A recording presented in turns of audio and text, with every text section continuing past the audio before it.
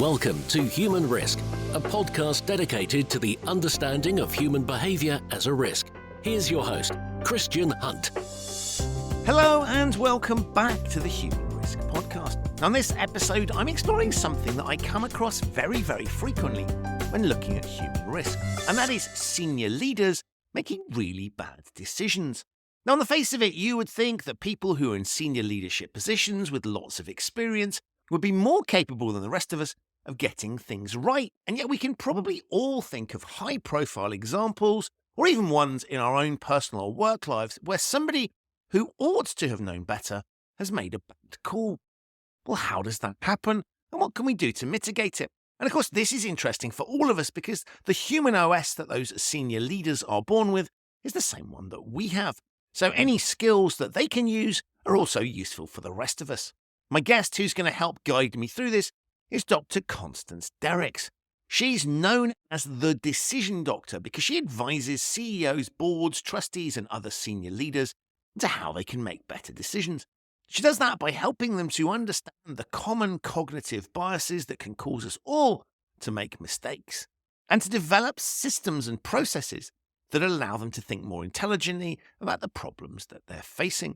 She's also the author of a brand new book called Meta Leadership that explores exactly that.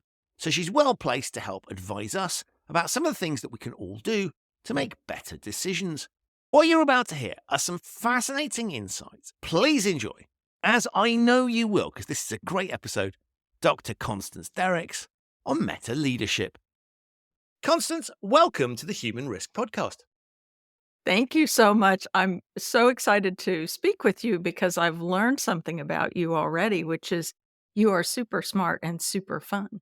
You were obviously talking to someone else at that point, but let's see if we can spend an episode No. disproving that. You, on the other hand, are very smart, and I know that because you've got a PhD, and your moniker is the decision doctor, which I thought was fascinating. Yes. What does that mean?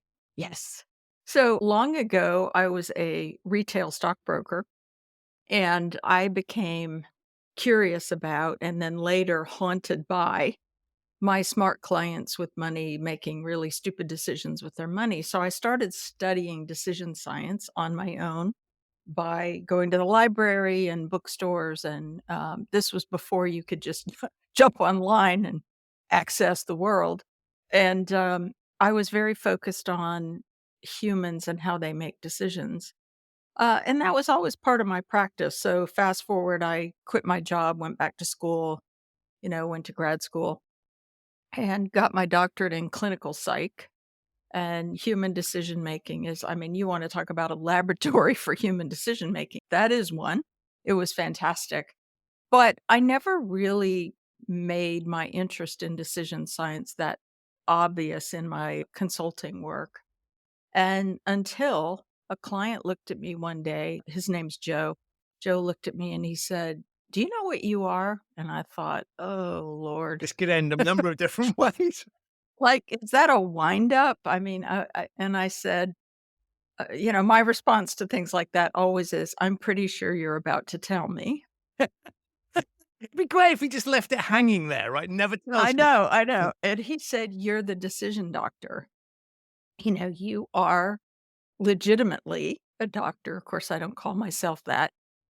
Sort of obnoxious to go around calling yourself that, but unless I'm in a setting with other doctors, then of course.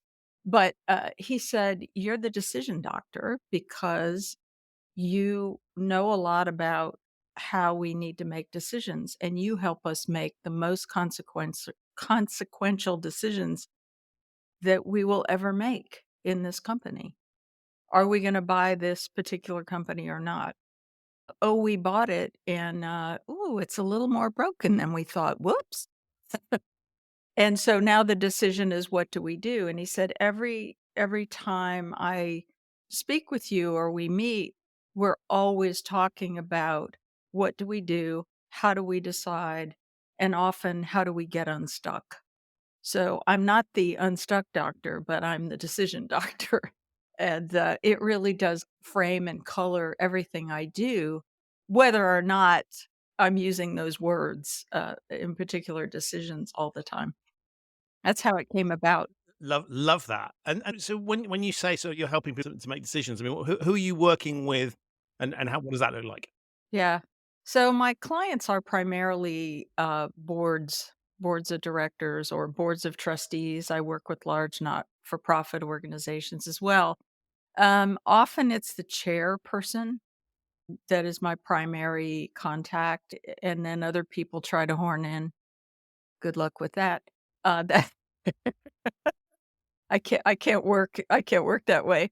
But I need to be working with the leader who has a lot of input and sway around the board's agenda, because oftentimes I find that the board's agenda, um, it unwittingly and unconsciously drives their decisions. It's obvious that the agenda drives their focus, but it also drives because if you're focused on A and you're spending all your energy on A, then you're not thinking about Q. And should you be thinking about Q? Maybe not, but maybe. So the chairs that I work with rely on me to take a bigger look at it. And then at the executive level, I'm primarily working with CEOs or individuals who are either the heir apparent to the CEO or they're in the running to be the CEO. And there are some exceptions to that. And then there's another category of folks that I work with that I really, and all these people, I adore working with these folks. I really do. They're all smart, they're successful. And the ones I work with really want to keep learning and growing. But I like to work with founders, who have grown their company to the point that they've sold a piece of it, usually to private equity. So I have private equity firms that call on me to go and work with a founder CEO, and that's a tricky one, because and I always tell the, PE partners that I work with, "You wrote so and so a big fat check. But let me tell you something, that does not change their sense of and their need for control over this company that they grew to the point that you were interested enough in it to give them the money. For you, the transaction and the change of ownership and the change of control is assumed. But for them, it will be a transition and it will take time and it is going to frustrate you almost guaranteed. So those are kind of the three buckets, and I work with these folks, either when they're in crisis or they know they need to prevent a crisis, and then sometimes, and this is fun, when a company's done really well for a long period of time and they look around and they go, are we stale? How do we know if how do you know if you're stale until somebody's actively eating your lunch?" Well, great leaders they don't wanna wait that long. And so you're helping people with the methodology behind thinking about something that we all do on a subconscious level all the time, and we are all consistently. I'm never sure if it's taking or making decisions. Perhaps we can answer that as well. But we're all going through this process thousands of times a day, and you're Yes. helping people to Yes. think about something that just goes on automatically. And even if we think we're, of course, even not taking a decision is a decision. So this is an unavoidable thing that we all have to do, and you're helping Yes. them to unpick that. Yes. Yes. And usually what I'm doing is helping them get unstuck. Now, I promise you, over 25 years of being a consultant to senior executives and boards, no one has ever called me and said, "We need your help, we're stuck." No one ever says that. It is something that I often discover that they are sort of circling the same issue over and over again. And sometimes, not always, but sometimes it's because they're not aware of the decision that they need to make. So, what I've discovered, and this is some new intellectual property that I'll be revealing very soon, is the way I think about decisions. Some decisions, as you say, we all make myriad decisions every day. Some of them are not hard to make and they're not that significant. Like, what am I having for lunch? If you have a medical condition, that might be really important. But for many of us, it's like, you know, it's a habitual sort of response, and that can be perfectly fine. If you're standing in front of me in the ice cream store and you are perseverating on your ice cream flavor decision, I will want to hurt you. Like, that is so frustrating. Pick a flavor. What's the worst that's gonna happen? You won't like it, and you'll come back and get a different one. Or a friend of mine in Milan, Italy says, "Constance, don't choose, take all." It's like, if you're interested in 3 flavors, take them all. But it's the, decisions that are very difficult to make and very significant. Those are the ones, and this is so counterintuitive, that we put off, we ignore. And people say, "I don't do that." And my question to you is, when was the last time you filed your taxes at the last minute? Well, you know, in my house, our accountant files the extension for our federal income taxes without even asking us. 'Cause we're not ready. We're on April 1st to ship that person all of the, yeah, all of the things. So, And yeah. yeah, so it's interesting, right? Because you would think that because we all do this all the time, that we ought to, on some level, have developed a skill. If I think about lots of other things, the more I do it, the better I get at it. And of Yeah. course, what we know instinctively is that actually sometimes we do get better at making certain decisions, but actually there are many cases where we default to the thing I did last time, and that might be a successful strategy. And you've now got me thinking about a multitude of things. Tax, of course, being one of them. Now that you've raised Yeah, it, exactly. but there's lots of other, That's the goal of the book. right. I mean, I wanted the subtitle to be "Think Differently," but that's too generic. But that's actually what I'm saying in the book is, when it's important, think differently. You said that people obviously call you, so someone has recognized there is a need for you to be there. So in the case of the venture capital, it might be the venture capital Yeah, investor in the company that's recognized that yes, correct. they've done the legal deal, but the human deal still needs to be done. Right, right. Or it's a senior executive that recognizes they need a bit of help. And I always think it's interesting actually when we look at people in those senior positions, because on the face of it, you would kind of think, well, they know what they're doing, they've been there a long time, got experience, but actually, Mhm. often they can't turn to anyone because they're supposed to be in charge. They're supposed to know what's going on, and so you're, in many respects, you're fulfilling a function that we all need, which is somebody we can turn to. If you are in charge of something with years of experience, you ought to know what you're doing. You can't sort of turn around to your subordinates and say, I mean, you can ask for their Oh, thoughts, but you can't correct. turn around. I Right, don't know what I'm doing. Help, because that's not going to help you. right, And I guess that's the right. the sort of gap that you're filling. Yeah, absolutely, and the privacy that, my work enjoys most of the time, not always. Sometimes if I'm working on an acquisition integration project, then I'll probably be seen by more people. But, if I'm an advisor to a CEO, for example, which I often am, it's a very private relationship, and privacy is important for the reason you said. A CEO can't say, this is happening, I'm thinking about this. I've already taken 2 steps in that direction, but I'm not sure what the right thing to do is. Now, these are smart people, they're very experienced people who are wise enough to recognize that while they've made a lot of decisions well in the past, the ground on which they're standing has shifted. And, in whose world could we not say that that's true right now, post-pandemic? I mean, economic conditions, supply chain issues, although there's been a lot of improvement in that.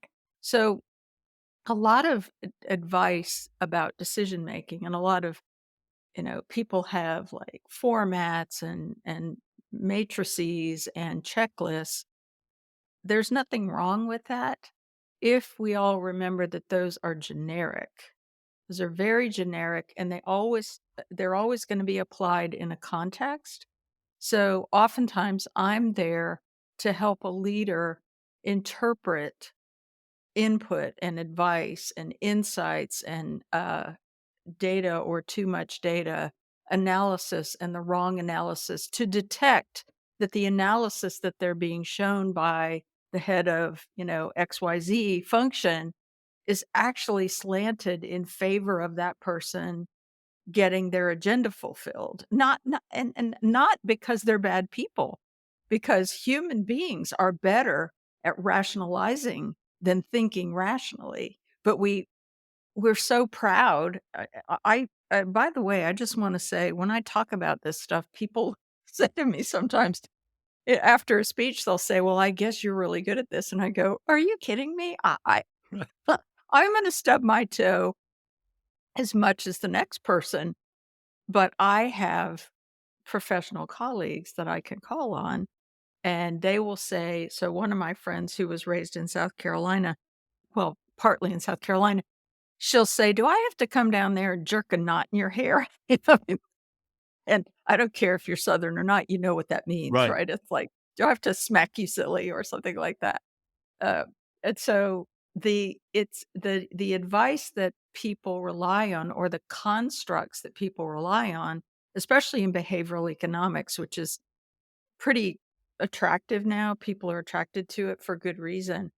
But the issue is that it's generic. And let's remember that a lot of research that's done in academia, the participants in the research are students. So we did this research with undergraduates, and we found out that if we put this is a study, I think it was done at Duke. I'm not sure about that. We put a 6 pack of Cokes in the refrigerator in the dorm with a place to put $1 for every Coke. And what happened? The Cokes disappeared, and there was no money to replace it. But when they put a bowl with 6 $1 bills in the refrigerator, nobody took the money. That there's something about being distant. And we know this is true for white collar crime, that the distance from something makes it easier to be dishonest. However, you're still trying to generalize from one population to another. And sometimes you can, and sometimes that doesn't work at all. So I'm there as a translator in a way, to say, and this is in my head. I don't explain research to my clients. They don't have time for that. They want me to use the research, but I help them use it with respect to the context that they're functioning in. And those contexts are have some things in common and some things that are not in common. For example, the relationship of a CEO with his or her board is a very specific thing. And I've helped a number of CEOs wrestle with difficult issues with their boards, and without the board ever meeting me, because I understand governance, I understand the function. And sometimes the CEO can call upon the board through the chair or a committee chair to direct its attention in a way that's more productive and away from meddling. Actually, there's a Harvard Business Review article I wrote called "What Executives Can Do When the Board Meddles." And I wrote it because it's pretty common, and board directors don't do it because they're not smart or unconcerned. They do it because, in part, because their attention's not being directed in the right way, or the board chair feels stuck when somebody starts meddling, and the board chair is like, "Oh Lord, what do I do? This is the CFO of blah blah company. How do I tell them no?" That's a fair question. And Long I answer. love this. I forgot your No, no, no, it question. was great. It was great. It was a terrible I question. It was kept a great answer. talking. But what I love about that is the way you talk about research, because I think I find this fascinating. Where there are lots of people that will sort of go, "Let me just stop you there. That was an example of confirmation bias, and that means this." And I Oh, love who the way you just cares? articulate it, and all of that may be correct in some sense, right? All these biases come out Yeah. to play, but just Mhm. because they've come out to play in the lab for certain people doesn't mean they're going to come out to play in the wild in the same way. And so I love Right. this idea of you saying, firstly, actually, let's not sort of slavishly adhere to what it says in the research. That's interesting and informative, but the real world is slightly different to the laboratory world, in part because laboratory conditions, no matter how realistic you make them, aren't necessarily. But secondly, as you point out, you're dealing with different people. And so what students' propensity to do something, oh, we would hope, right? It's not the same as Right. CEOs' propensity to do something. And we Right. occasionally get Right. overlaps of the two where students become CEOs and we come. And we do, and we do. In some things, they're identical. There was a study done, I think it was done at Wharton, where Paul Schumacher and his colleague, I think it was Russo, And they generously allowed me to reprint their study, their test. They have an overconfidence test. And it's in my first book, High Stakes Leadership. And they asked a group of senior executives, and their second group were MBA students. Now, at Wharton, these MBA students are pretty bright, and in most programs, they're pretty bright. And they gave them the overconfidence test, and the question was, the hypothesis was something like, related to who would do worse on the overconfidence test. So I'll ask people, I'll say, who did better on the overconfidence test? And people will guess one or the other. They were identical. So see, sometimes the research is quite portable, easily portable, but I think you have to ask the question. And part of the problem is that humans have a hard time staying at the concept level. Concepts are too fuzzy sometimes. They're hard to get your arms around. And so one of our default mechanisms is we go to tactics. So you see a new executive, this is a real case, but it's been a long time ago, so hope I hope it's okay. And I won't use names, company names, but an executive went from one Fortune 500 company to another Fortune 500 company, right? Joined the executive team responsible for a region in the world. And I was advising the president of that region. So I was sitting in on this meeting. He said, I started counting. I don't know how many times he said it before I started counting, but he said, when I was at fill in the blank company before, we did this, and it was all tactics. He made the mistake, and it's a very human mistake, of saying, well, I chose purple last time, so I'll choose purple.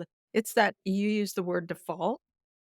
Default thinking is something that gets us into a lot of trouble. Part of the difficulty with default thinking is it's so useful and it leads to a lot of correct decisions. But we have to distinguish between the low risk decision and the highly important or consequential decision.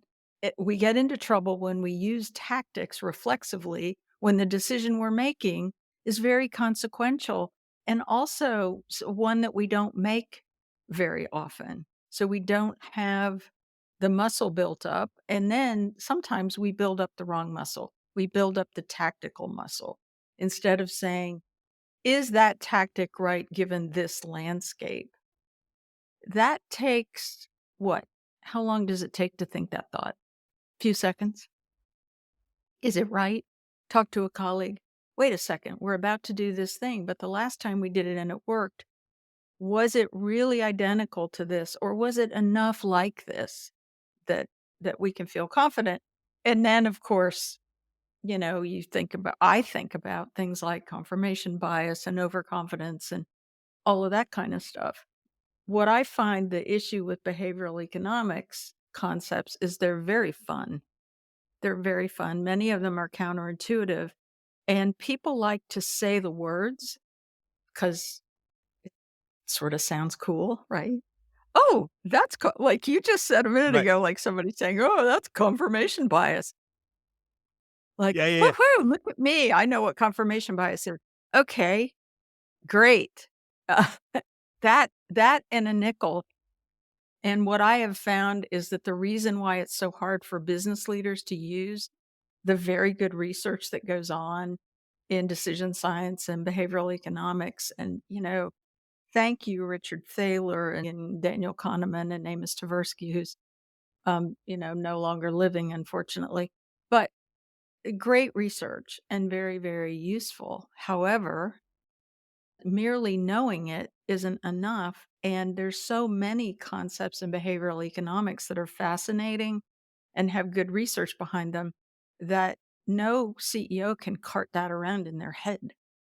And so what I find is it's easier for a CEO or a board chair to cart around in their head bigger concepts that will help them mitigate the risks of these decision traps, invisible decision traps, as I like to call them, without them having to remember, oh, that's confirmation bias. Or, in my head, in clinical language, sometimes I'll say, well, that was pure projection. That doesn't do nobody benefits from me saying that.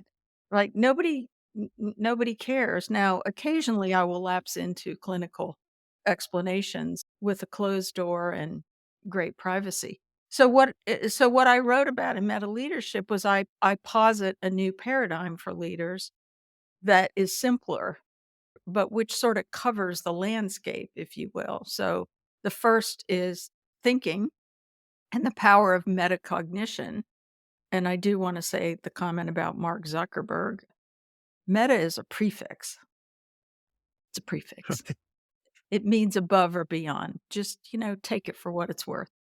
I ought to explain to listeners why you said that, because I said to you before, one of the things when I first Oh, right. You hadn't hit record yet. Yeah. yeah, so when I first saw the title of the book, Meta Leadership, genuinely for a split second, I thought this was a book about leadership at Facebook, right? And so this was going to be an expose behind the scenes, whistleblower account, that kind of something along the lines of a Michael Lewis type book that was going to tell me what gone on. I was like, oh, that sounds Oh, interesting. if only I could write Yeah. like Michael Lewis. He's Yeah. fabulous. And so that was what I'd initially thought. And then I kind of realized very quickly, you don't have to be a genius to read too far on to realize that is not the type of book. On the other hand, it's kind of interesting, right? Because you can Yeah. start to say that some of the decisions made by that organization, and you might say the rebranding of Facebook to Meta is an example of that. Some of those things point you in that direction. So it amused me, which is why I mentioned it. But I thought I ought to explain to the listeners why you were Oh, talking yes. about him, Oh, because thank you for we weren't yeah, recording thank at you for that doing point. that. But do take us back to meta leadership, because I think Yes. it's a fascinating, it's a word that I thought was interesting, because it's the kind of word, I will go, oh, that's a bit meta when I refer to something that's sort of a microcosm of a bigger thing. But I'll be honest with you, it was a word that I also thought, I kind of think I understand this and I can probably bluff my way through it, but I wasn't totally sure. So let's get back to that explanation. Make sure the Yeah. listeners don't have to do that.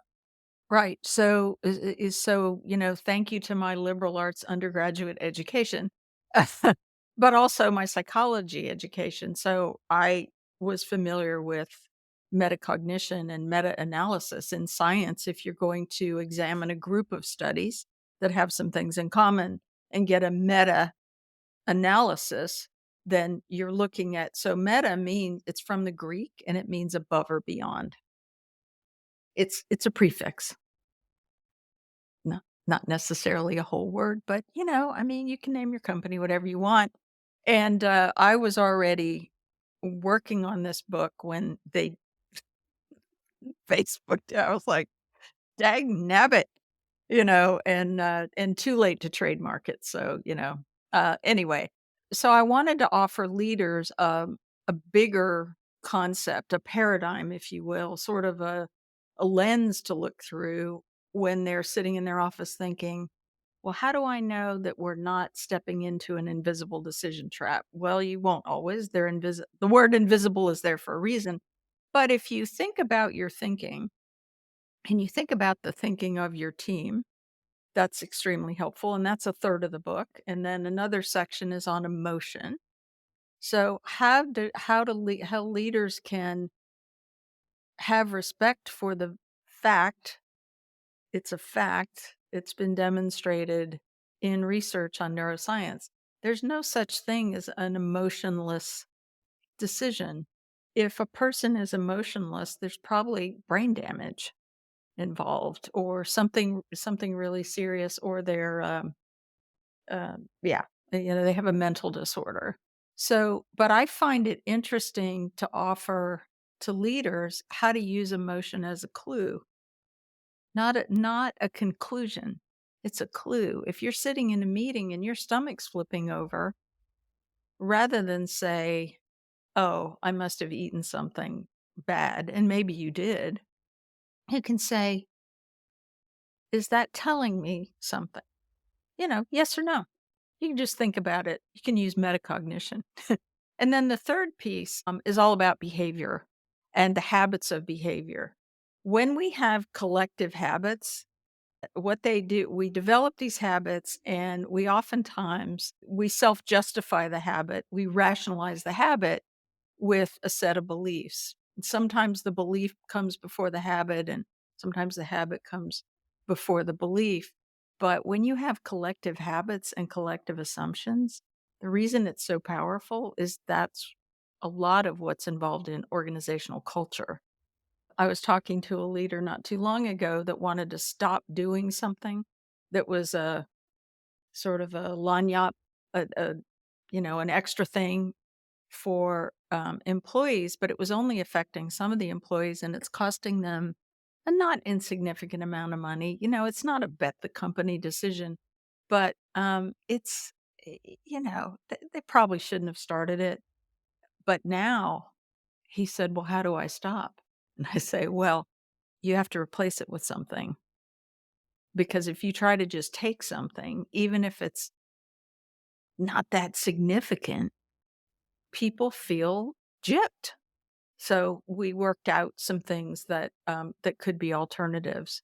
But at the end of the day, the decision for him is going to hinge on, is it worth the blowback I'm going to get? And maybe it isn't. That's his decision. I always have to remind myself, I'm an advisor to leaders. I don't run the company. No one there works for me. And so if people do things differently than what I think I would do, that's just part of it. I really, really like this, taking the technical and the lab stuff, as you say, some of which is presented in books in a very user-friendly manner. But nonetheless, it's not user-friendly enough, in the sense all that's doing is making the research more readable. It's not taking it necessarily into actions that people do. And so you've pulled together these Right. factors to say these are the sorts of things that one could be thinking about. And so here's a Yeah. little bit of a guide to give you a sense of how to, if you recognize these are coming into play, you can then Correct. start to see what role they're playing where, and that gives you some levers, I guess, to pull when it It comes does. to your own decision making, recognizing where something might have too much influence, you haven't considered something enough. And I love the example you've just given, because I think that's a really good one, is that often organizations take economically sensible decisions. The sort of the what, and I say this as one, so I can. Well, the accountant's decision, well, that'll save us some money. Let's do that, without Right. recognizing you're going to piss people off if you go down that Right. particular route. And so actually recognizing that pissing people off is not a cost-free exercise. But if you're not thinking in the terms you're looking at, that you've outlined there, you might miss that. And so this is bringing in factors that we all probably on some level instinctively know, but don't necessarily think about, don't necessarily bring to the fore, might push, ignore, not recognize having a dynamic. And Right. so if we start to think in those terms, we can then make better decisions. Right. Right. And the thing that I think we all miss, I include this in my own decision making and the mistakes I've made, is if I think, well, I made this decision and that person didn't like it. Well, that's just stupid. They're just stupid.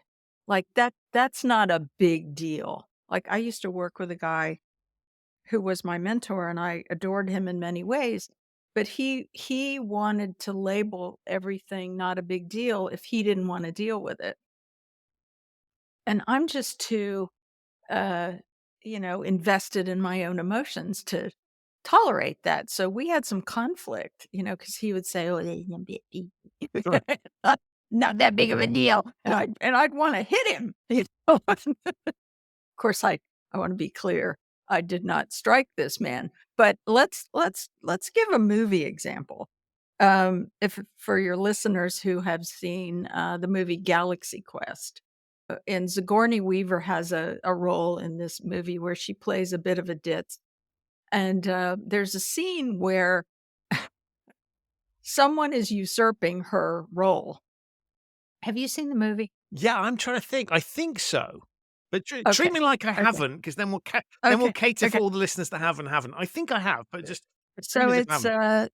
it's Tim Allen, as I think his name. He was the star of Home Improvement here in the States. Sigourney Weaver, and I'm trying to think who else is in it. But the idea is that they do this show that's sort of based on Star Trek. And they've got all these fans, and they get embroiled unwittingly in this real case of aliens, and they rise to the occasion, and the day gets saved and all of that. But Sigourney Weaver has this role where she simply repeats what one person says to a different person. So there's this chain of command. And at one point in the film, someone usurps this role and does the communication, cuts her out. And the and the line in the movie is something like, "That is my job. I know it's stupid, but it's my job." I was I like do remember. I Yeah. watched that. Actually, we were shown that movie, as part of my introduction to consulting. A group of us that were, baby consultants, we watched that movie, and we were asked to comment on the dynamics on the team, and that was the scene that I would say really activated most of us the most, because it laid bare and made very clear that we will cling to something that's ours, even if it has ceased to be useful, or maybe it never was useful. And you see people sometimes that have a position where they have a lot of authority, very narrow authority, but they have a lot of it. And it doesn't take a lot of intelligence, and there's not a lot of room for discretion, for example, and they can become extremely militant about, they'll become very identified with their authority. And we only need to revert back to thinking about Phil Zimbardo's research at Stanford on the prisoner study, where people were assigned roles as either inmates or officers. And it doesn't take very long for people to really sort of, lean into the role and behave in ways that are very uncharacteristic of them in ordinary situations.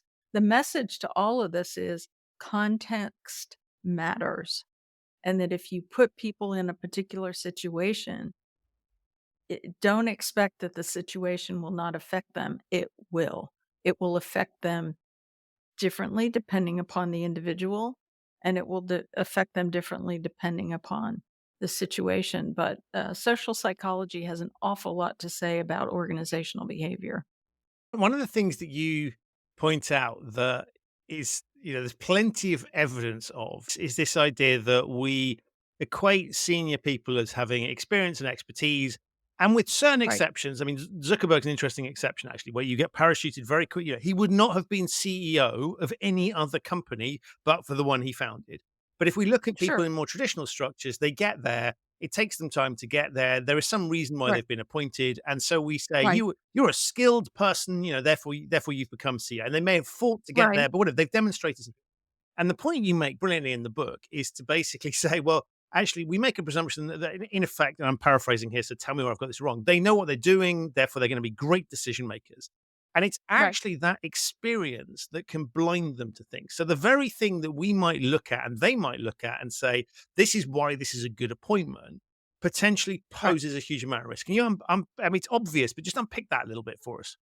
Yes, absolutely. And it is organizations fall prey to, the fancy resume, the very impressive background, for the same reason we were just talking about this, that when the situation changes, but the way that we tend to think about these things is in very tactical terms. I was on a selection committee last year for the president of something, and the search consultants, pause to avoid using any descriptors. The search consultants presented the committee with their profile, and it was all about background, not all about, it was mostly about background. And I read it, and the chair of the committee came to me right away, knowing that I've been involved in a lot of CEO transitions, came to me and said, "Well, what do you think?" And I said, "Well, there's very little in here about characteristics and attributes. We don't know that the person that we hire who's been successful over there or over there will be successful here based only on that.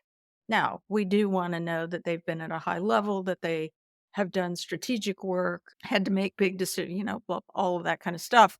But I want to know what they're going to be like in this context.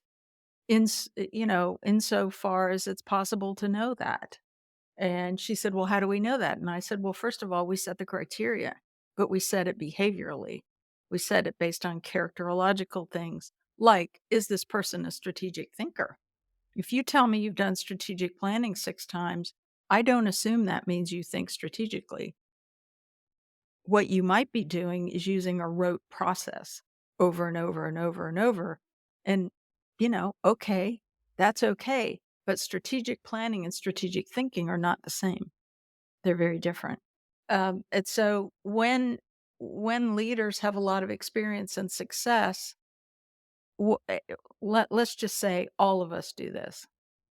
We have a lot of experience, we have a lot of success, and we come into a new situation and we very unconsciously apply these paradigms that we've adopted and this belief system that we've adopted in a new situation. Just to give you a silly example, it's when you go to a country where you don't live and you know that you're a foreigner when your assumptions are not met. You go as an American, you go to Italy for the first time. I'm just saying this might have happened to me. Yeah, I go to Milan. I'm working on a big global merger. I go to Milan, Italy. I've never been in Italy. And I go out. Actually, my youngest daughter flew over and met me because she was in college at the time studying Italian. And I said, "Hey, I got to go to Italy in 2 weeks. You want to come with me?" So, we went out to dinner at 6:30. That that's just not realizing that, and I'm we laughing went. because there'll be some people listening to the show that would have no clue why that's funny, and other people will Yeah, find it hilarious, right? And the answer is you don't eat dinner at right, 6:30 in Italy. exactly. Right. It's much later, just in case anybody, Well, I because mean, we're if you giving wanna out go travel into. tips as well, right? It's helpful to That's people who right, might. we're gonna do travel tips. If you wanna go to McDonald's, and I don't know why you'd go to McDonald's in Italy, but, I don't know how the food is there. It might be, yummy, who knows, but why would you do that? So we went into a neighborhood Italian restaurant and, they did let us in, which is a little bit surprising in hindsight. And we sat there and sat there and sat there and we were like, "What the actual bloody hell is," see, I love that phrase, bloody hell. Um, what's going on? Well, we were ignorant. We just didn't know. And I didn't even realize until my assumption got violated that my assumption was when you go in a restaurant and they seat you, and we were seated, that somebody's gonna show up and say something to you. So, I mean, and in the United States, I think, especially if you're in a casual dining place or maybe any dining place, the assumption is that, it's gonna be pretty quick. Somebody's gonna show up and fill your water You'll be glass assailed and. from all sides as quickly as possible, right? Yeah, yeah. Oh, Yeah, yeah. exactly. You will be assailed, from all sides. So prior learning interferes with new learning because it makes us sure of ourselves. And Richard Feynman, the Nobel Prize winning physicist, said um, something about I'm not going to get it right. It's actually I quoted him in this book that if, that we are the easiest people to fool. It's easier to fool ourselves than to fool other people. And one of the things we do that fools ourselves is we are very confident that we already know something. If you are, and you probably have this experience yourself where you're meeting with a group in a company that's your client and you are sharing something with them, you're teaching them something and a few of the people in the room sort of give you the nonverbals, like they may not roll their eyes, but they sort of roll their eyes without rolling their eyes. You know what I mean? They get that look on their Yeah. face, like, "What's this crap? Like, why am I here?" Like, "Is this some kind of training that I don't need?" And that attitude, that it creates a cognitive process then that shuts down learning. It also so that's a conceptual answer, but then it also, um, impedes us in certain ways that are very pragmatic. Like I was doing a lot of work in Orlando, Florida for a time with Darden Restaurants. And I was going to the airport one time with a colleague, and I was driving to the airport, and I turned in to return the rental car. And she said, "Why are you turning in here?" And I said, "Because this is the rental car place." And she said, "Well, there's another, if you go around half round the circle, there's another place and it's closer to where we need to be." Oh,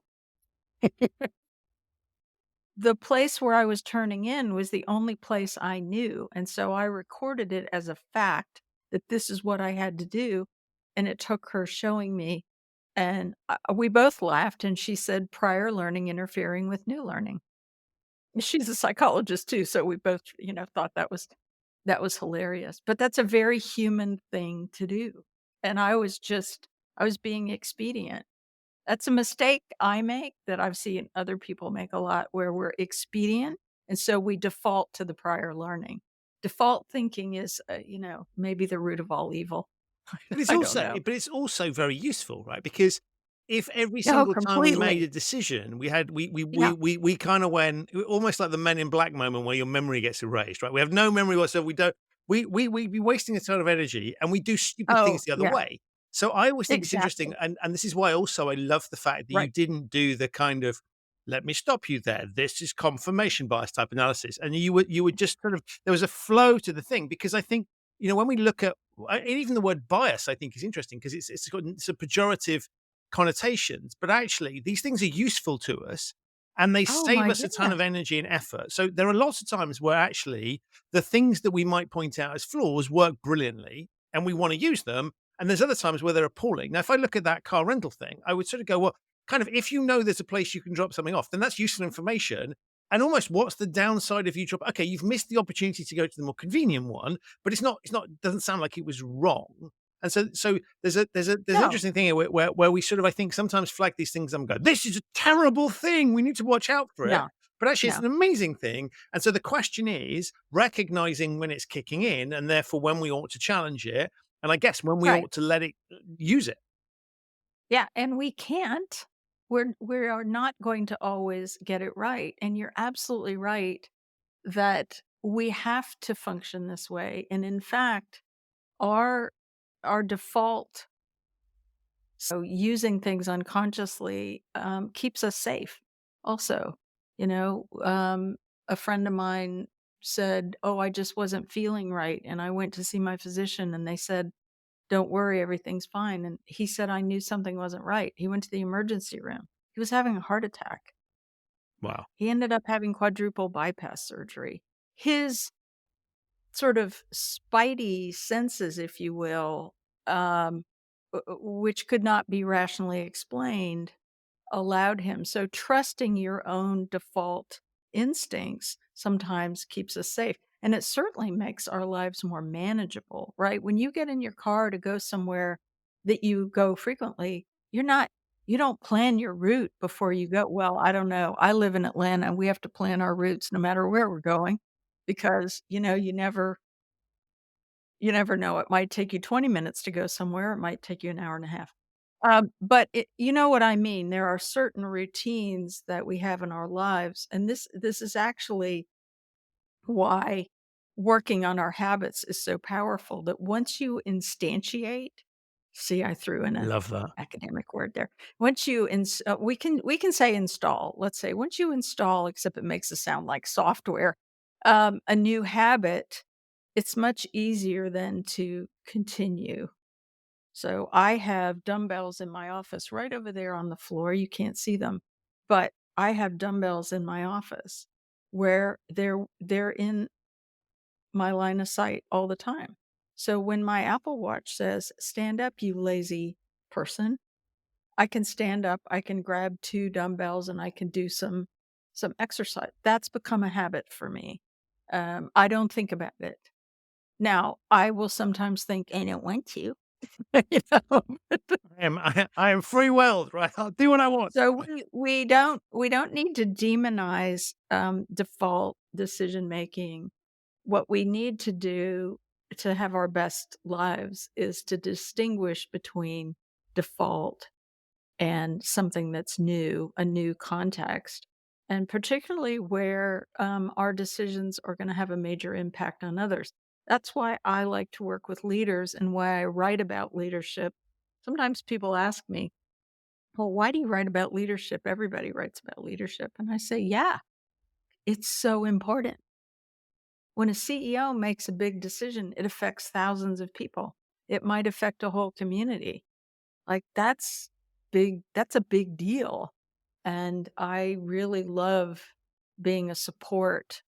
And my favorite thing, actually, this happens not frequently, but every now and then, I will meet the spouse of a CEO or board chair that I work with, and occasionally that person will thank me. Like, wow, that's that's pretty cool, because I know they're talking about me at home. In a good way. I mean, that's fairly well, who knows? They don't tell me if it's not, but I know that the relationship is significant enough and that it's, helpful enough that they're retelling that, which is it's extremely satisfying, and I just think it's super important. Now, not every leader that has a significant role is running a big company.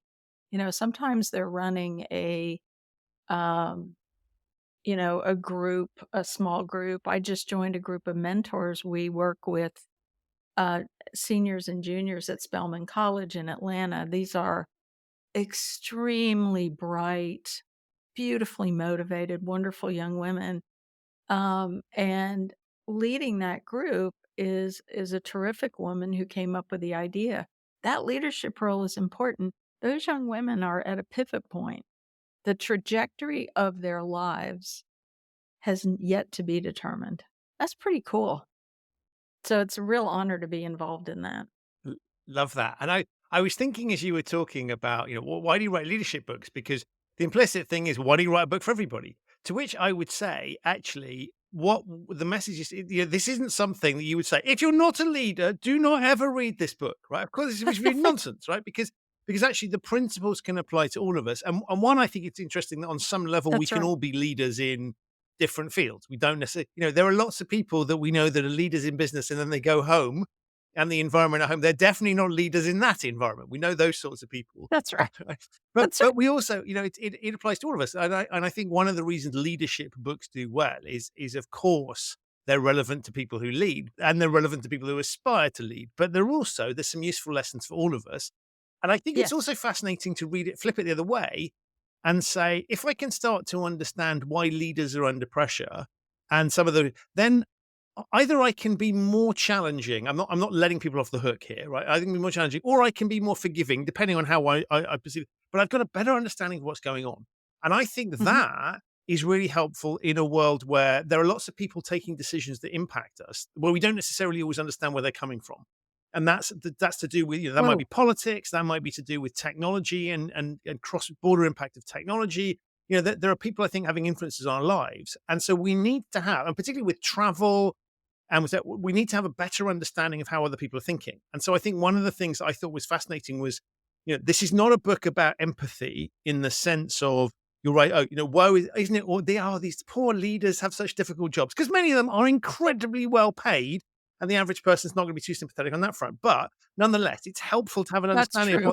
what they're going through, right? And to sort of say, okay, because it's almost like I love the term Monday morning quarterback, which for non-US listeners is this idea that everybody has a view on the sports game that happened over the weekend, and we're all experts on it, and we can all The criticize, the game we call football. right? Which, so I don't know what that is, but some sort of strange Yeah, sport I that's got know. nothing, I don't that either. doesn't involve feet and balls, and anyway, it's all very confusing. But I love this idea of a little bit of, actually it gives us a bit more empathy towards other people. If we're not in a leadership position, at least recognizing some of the things that might come into play, so that when Yes. we don't understand something, we can actually start to unpick it. And I thought it was quite helpful from that perspective as well.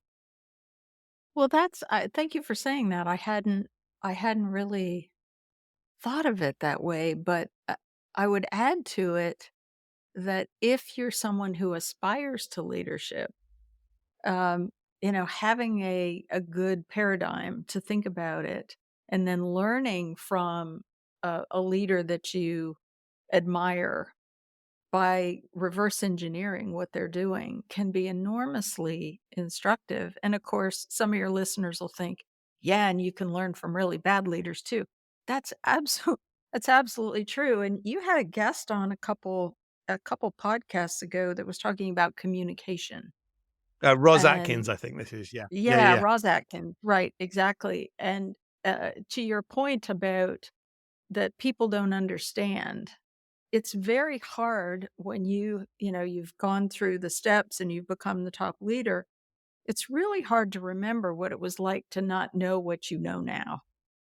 And sometimes people will say to me, well, how did you know that? Or how did you do that so fast? And I don't know how to answer that except, 8 years of graduate school and 25 years of consulting to top leaders.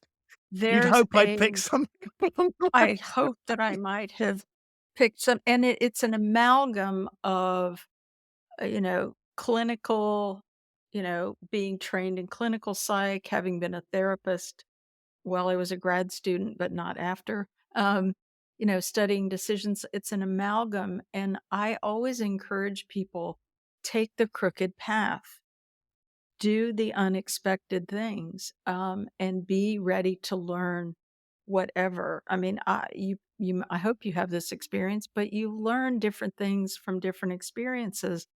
And if you can amalgamate those, it can give you something beautifully valuable and unique. And when I work with other consultants to help them grow their businesses, which I do, that's probably about 15% of my time is spent doing that.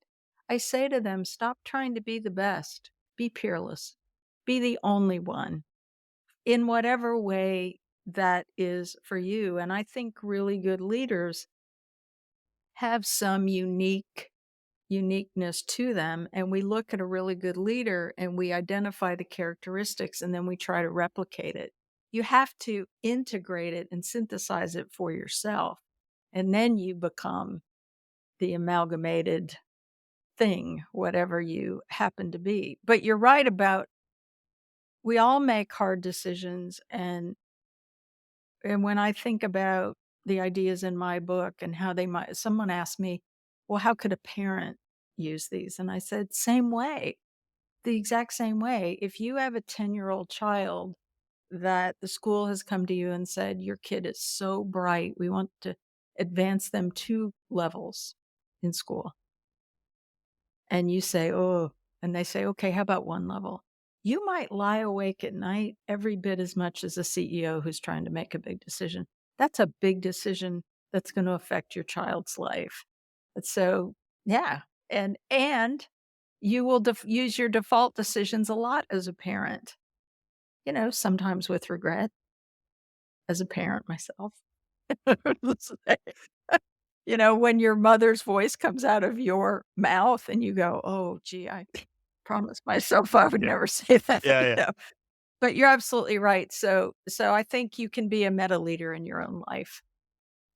And as you've been writing about it, and I say that purely because I think the act of writing the book will obviously have progressed your thinking. And I'm Oh my goodness, you nailed it.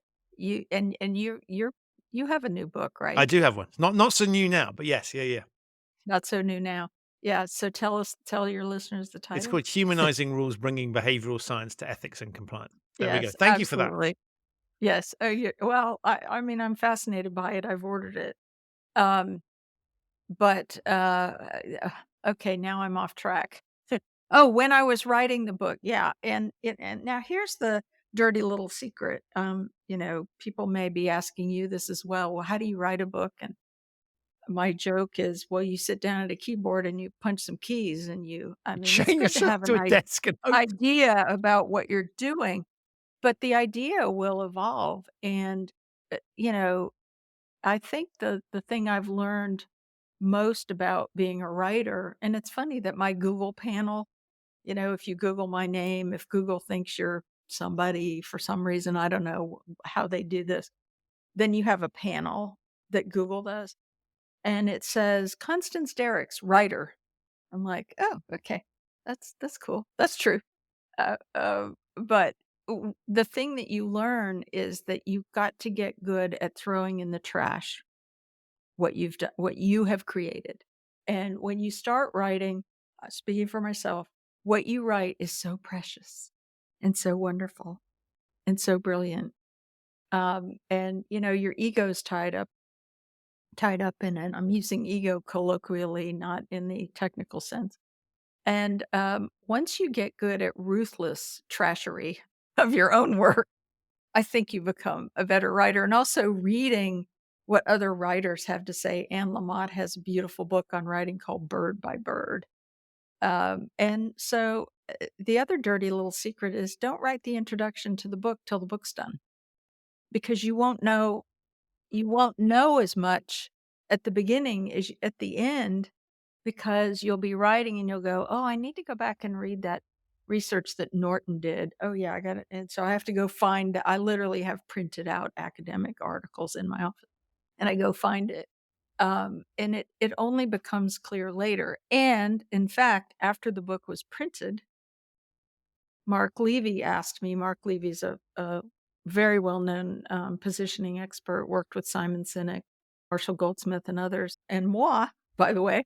Mark Levy said to me, what is the thing that you think people are going to miss in your book? And I answered him immediately, and I gave an answer that I didn't know until he asked. And I said, I want people to understand why synthesis is better than dissection. But you can't synthesize until you've got to dissect. But if it's only dissect and don't synthesize, then it's not as good. And I didn't know it until, and I thought, oh, great. Well, the book's printed. So yeah, too late. But never fear. I'm going to be launching a research project on decision making. And that'll be in there. But I think it's amazing, isn't it? Because on the one hand, and I think this is almost a sort of microcosm of what we're talking about, because so the book is written at a point in time, and it's a sort of flow of thoughts that have got there, and it's the best attempt given all the time constraints and everything else, and Correct. at that moment in time. 6 months. But the You brain doesn't typically have suddenly, 6 months to write it. the brain Yeah. doesn't suddenly stop and go, okay, job done. Right, it keeps thinking, No. and of course, because you're in that zone of looking for things, more things will occur to you. Typically, the day after, it's impossible to make changes. Stuff, Well, fresh information right comes to after light. right after you get your copy, Yeah, and you go through it looking for the inevitable mistakes, and then you sit in horror and regret for a little while. And when my first book came out, I got my author's copies, and I immediately found a horrific error, which I will not share, because so far nobody's seems to have but if noticed you'd like other to than buy me. a copy But to have a look and see if you can find it, oh there'll be no, links in the oh show. no. Well, I think enough time has passed that it probably isn't as detectable, but because it's a mistake of fact. I mean, it's a bad one. It's so embarrassing.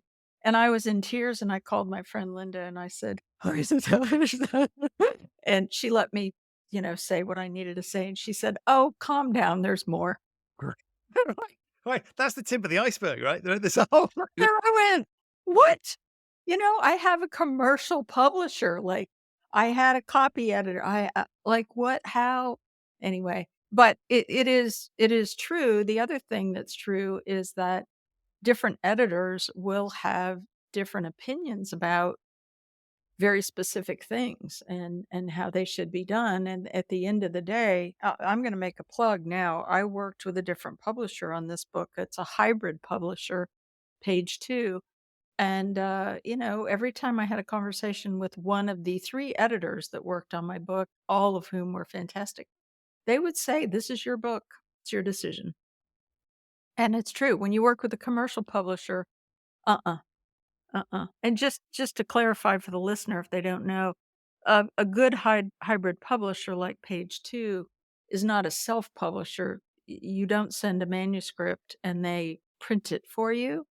What they do is you submit your book proposal the way you would to a commercial publisher. You don't write a book and then try to get it published. I mean, you can do it that way, but I didn't. My first books. You write a book proposal and send it in. And a good hybrid publisher is selective. They have certain channels that they publish in, and your book has to fit their channel, and they have to think that your idea has merit. And I greatly benefited from their editors and the work. But you do pay the cost of the book being produced.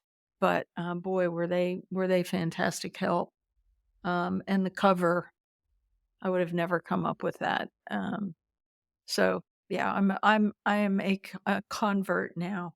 And by the way, if you think you're going to get a book published and someone else is going to market it for you, disabuse yourself of that notion right now.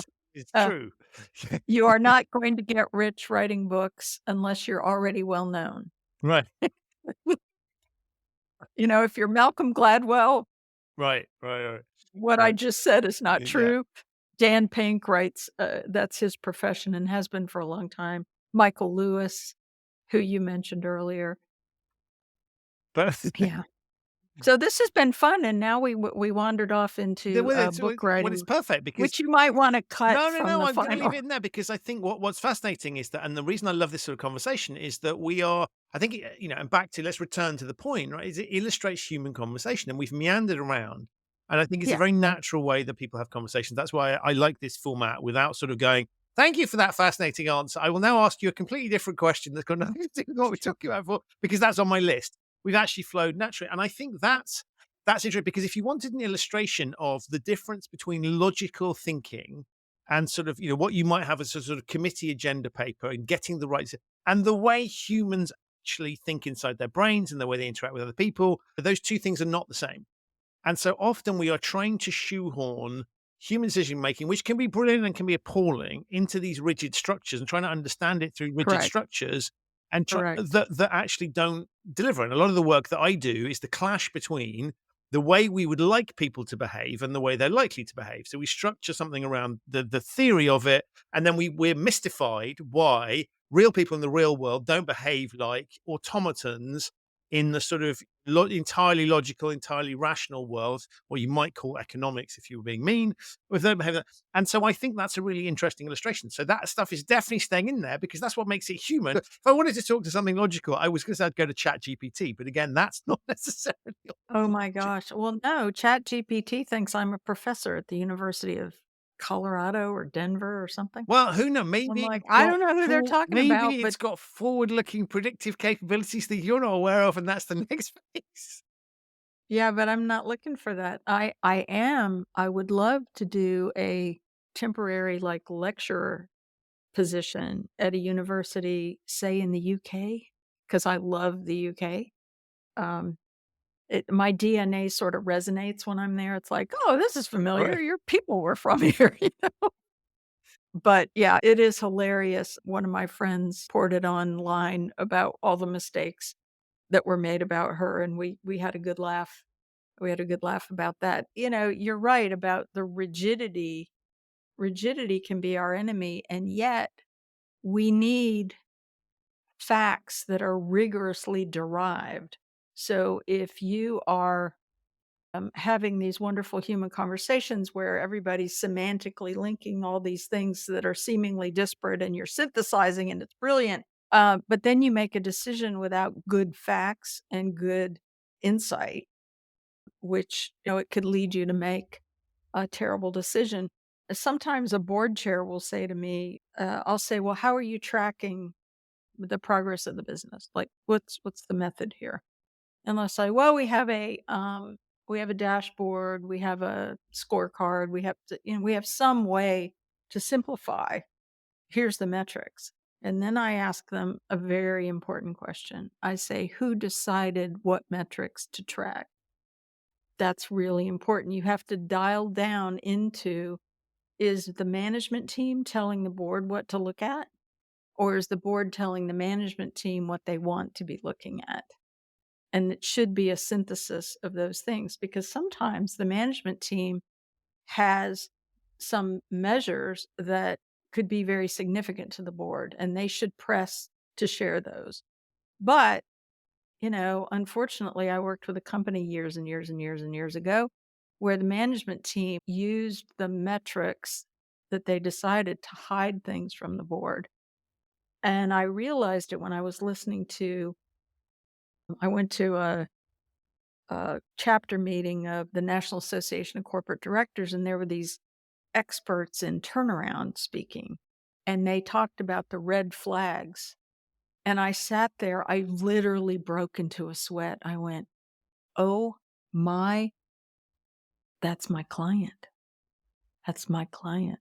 Oh, that's," and it did not have a good ending. But it did make me realize that I owed a call to somebody above, you know, because my work is very confidential up until the point that I become aware that something is happening that is a risk to the company, and that the leader is knowingly and wittingly involved.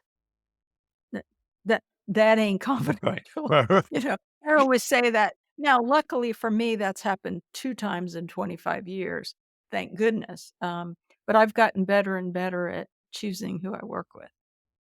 Wow. Amazing. Yeah, Well, heady stuff. as I knew this would be the case on the, generally happens, but I knew it was definitely going to happen this one. We have crashed through the time barrier. So I want to say thank you for your time. Secondly, thank you for writing an amazing book. It really resonated with me, and I think it's Oh, for the show. It's fabulous because it's exactly on point. But I think also oh, great. it was an absolute joy to read and comes highly recommended, so that people can get hold of it. Remind them what it's called and where they can find it. Yes, it's called Meta Leadership: Above and Beyond to Infinity and Beyond. The subtitle is How to See What Others Don't and Make Great Decisions, and it's available in all the usual suspect places, Amazon, the ubiquitous Amazon. There's a Kindle version of the book, and there's an Audible version of the book read by yours truly, and there's a bonus conversation in the Audible version with Mark Levy, who I mentioned a few minutes ago, and I just riffing. And Mark is extremely bright and knowledgeable, funny, and very loquacious, and just an easy person to listen to. He's so smart. Amazing. And the best thing to do is obviously buy in all of the formats so you have it wherever you need it in whatever format and you get all of those things as well. Well, and I am a big book fiend, and so I will often purchase a book in both hardback and Audible because I want to be able to go back and forth, and I want a book in my ear when I'm out walking. So, yeah, it doesn't hurt the author's feelings if you buy, and I should also say, I mean, I guess 2 more things. One is, on my website, if you go to my website, which is my name, constancedierickx.com, which you'll have in your show I notes, will. so nobody listening should worry about, "Well, how do I spell that name?" It's Belgian, so you probably, unless you're Belgian or Dutch or German, it would be hard to spell it. There's a free meta leadership self-assessment that you can download. And just it's meant to be a self-reflection. You can talk to anyone you want about it, of course. And then the other is that, if a listener wants to have me come and speak to their group, then, there's an arrangement for, if you buy so many books, then I show up and you don't have to pay my speaker's fee. Unless it's international, then that's a different story. But I'm happy to do virtual engagements or any that are, drivable for me. And those are very fun conversations. And I hope you'll be pleased to know that that audiences will take this work exactly the way you did and say, wait a second, anybody can use this. And that is extremely gratifying and fun. Amazing. Well, as people will have detected, you are, you write in a similar way to the communication. It's very much your voice comes through. So if people have enjoyed this episode, there's no question they enjoyed the book. I gleaned a whole load Oh, from it. It's one of those books that I thank keep going back to because I keep sort of wanting to refresh things in there. But it's practical, it's engaging, and it's incredibly useful. So thank you for writing it. But above all, right now, thank you so much for being an amazing guest on the show. Oh, well, thank you for having me. It's been super fun. So that's it for this episode of the Human Risk Podcast. My enormous thanks to Constance for appearing and to you for listening. To find out more about Constance, her work as the decision doctor, and her book Meta Leadership, as well as some of the other subjects we talked about on the show, have a look in the show notes. There are links to those there. If this is your first time listening to the Human Risk podcast, welcome. You can subscribe wherever you get your quality audio content. It's available on all of the major podcasting platforms. To discover episodes that you might have missed in the past, visit the show's website, which is humanriskpodcast.com. I'll be back very soon with another episode of this show, but in the meantime, stay safe. Remember that experience isn't always valuable. We can still make mistakes even when we think we know what we're doing. And thank you so much for listening.